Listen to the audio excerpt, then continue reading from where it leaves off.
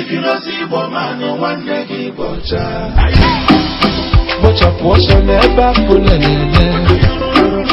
let's have what's on ever put in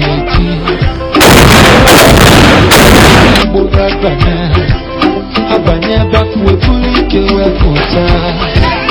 Ukotubudala Nyanya Wakaichiagano. Yoko.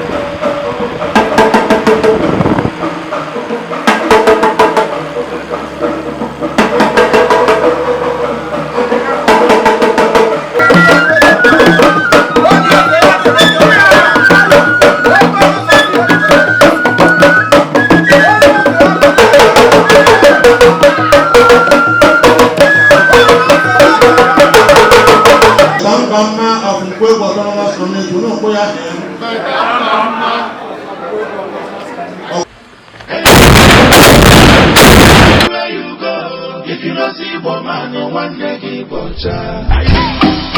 Much of what's on ever full and let's have what's on ever put in Obodo Silike na people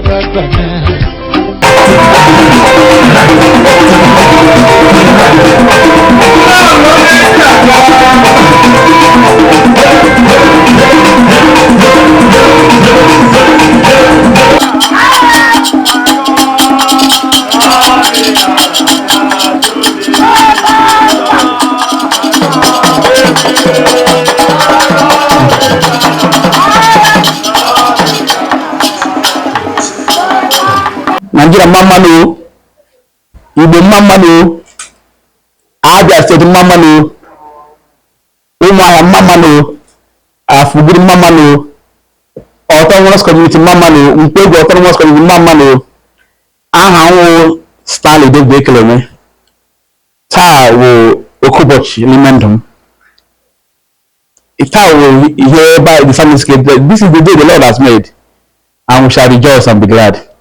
Taka autonomous community, go autonomous community, opotara.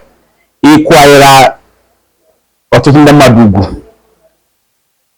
Each ha chief, not the one council, the autonomous community.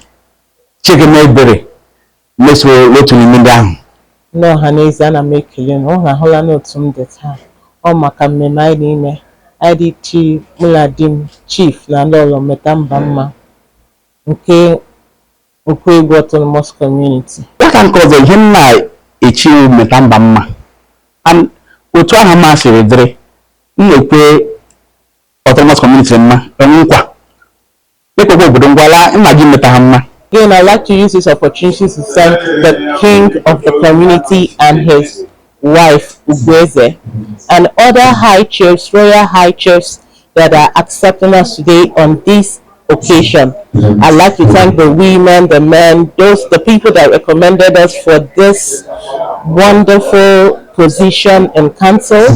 May the Lord bless you, and may the Lord continue to open doors for you and take you to higher levels of greatness. Thank you.